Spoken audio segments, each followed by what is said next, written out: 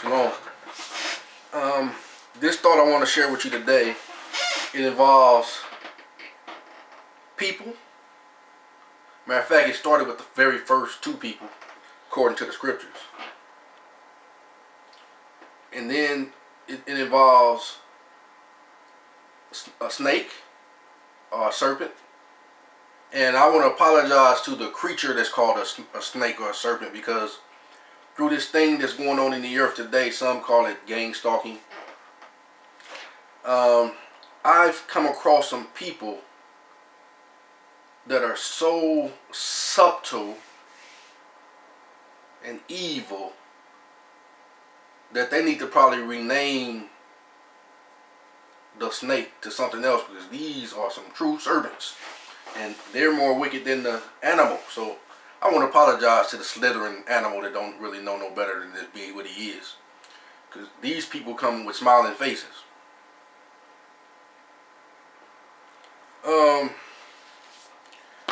This may be a couple of videos. Let's see. Let me go. I went to the etymology dictionary subtly.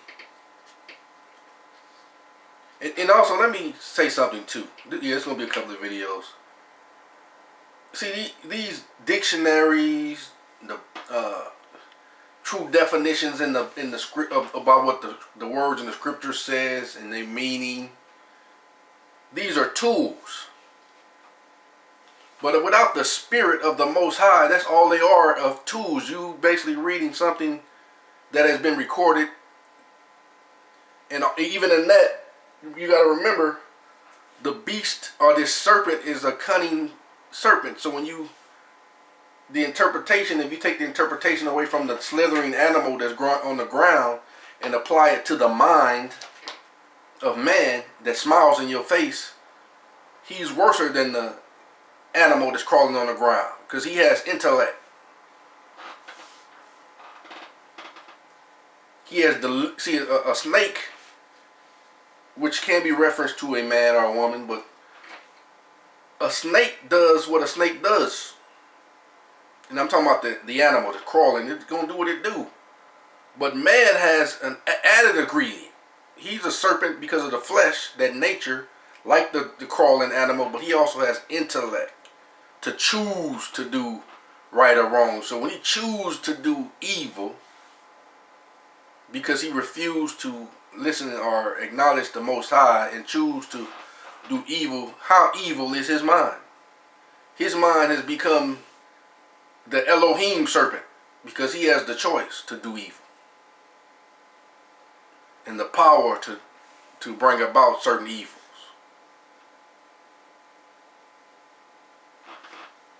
So even people preaching or teaching the scriptures, like I said, these definitions are valuable. You know, these tools are valuable to know the original meanings and all these things.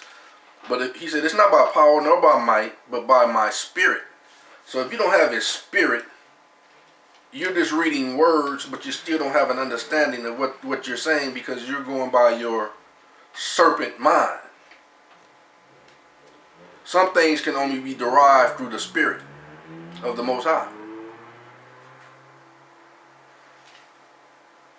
And these are going to be the ones that's going to bring righteousness back to the earth and set apartness.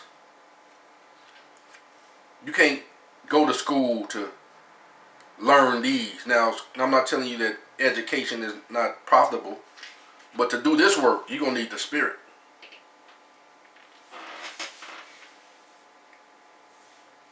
Or some say, well, the spirit is just the breath, because that's according to education. But according to truth and righteousness and set apartness, this spirit is actually the mind or the thoughts that are provided to the set apart ones. That's why I always say thought, because thought comes from, all good things come from above. So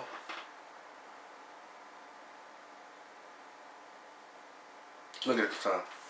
Read this etymology dictionary subtly now.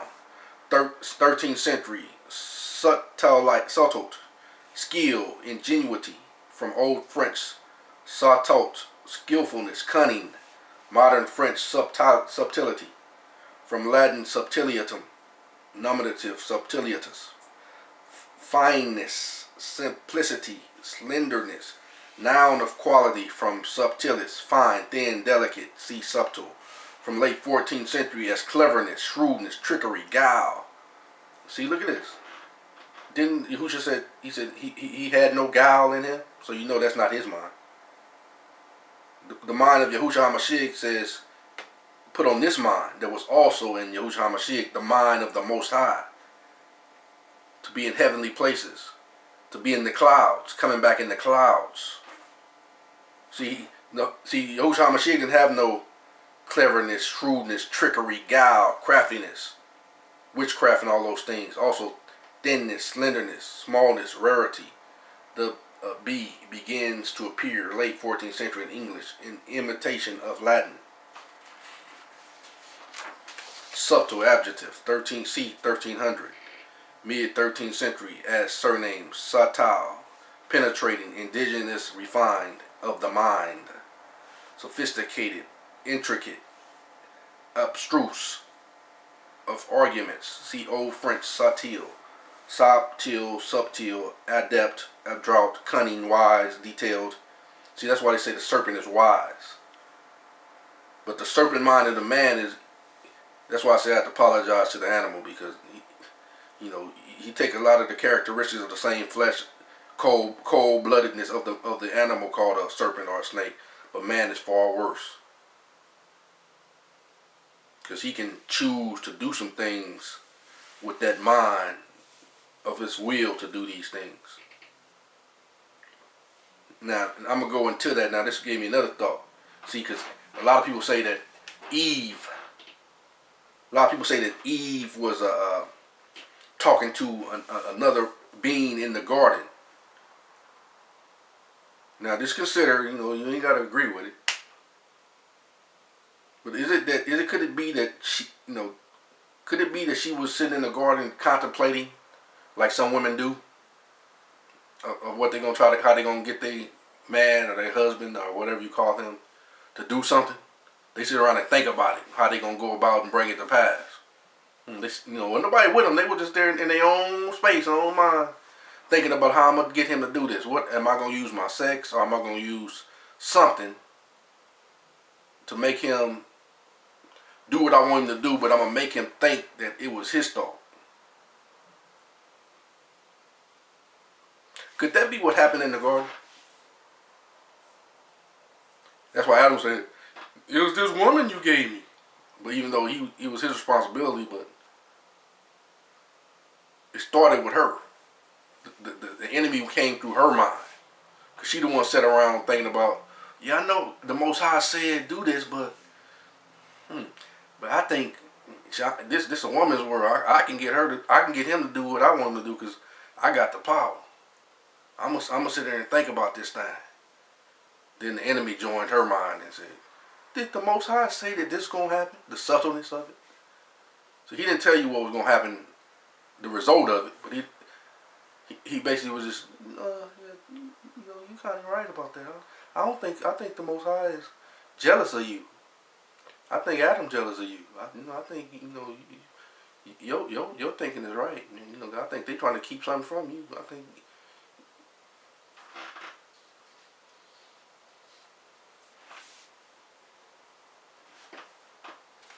I didn't read all subtle, but I'm going to move on. Serpent. Same etymology dictionary. Limitless reptile. Also tempter in Genesis. Greed. 1-5. From Old French serpent, snake. Serpent. From Latin serpentinus.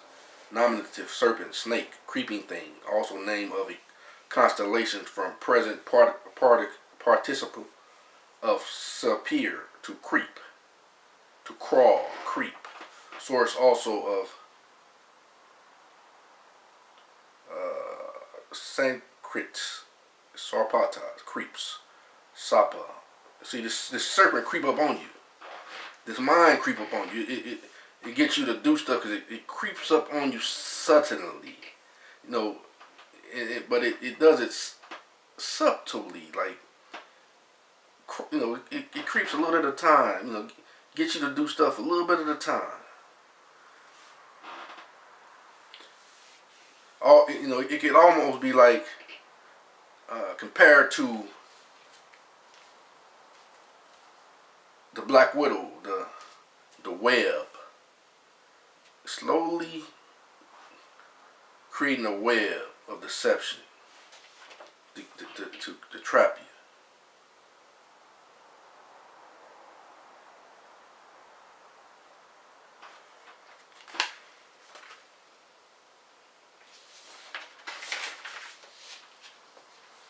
See, once again, it says Yahushua said, I form the light and create darkness. I make peace and create evil. I, Yahuwah, do all these things. I think sometimes we sit around and think that Yahuwah is sitting around plotting on us. No, it's everything he does with seeds.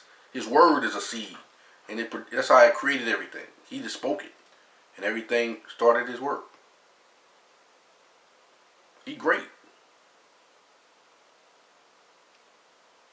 Just like I just created, through the Most High, I believe he gave me the thought to share. In Deuteronomy 28, it's like we think that he just said, I'm going to do this to you. I'm going to do that to you because you didn't do it. No, he spoke the word. He said, now you make the sandwich. I already done gave you the word. Do this, that's going to happen. Do that, that's going to happen. I ain't sitting around plotting against you. But I already done put it out there how it's going to go down.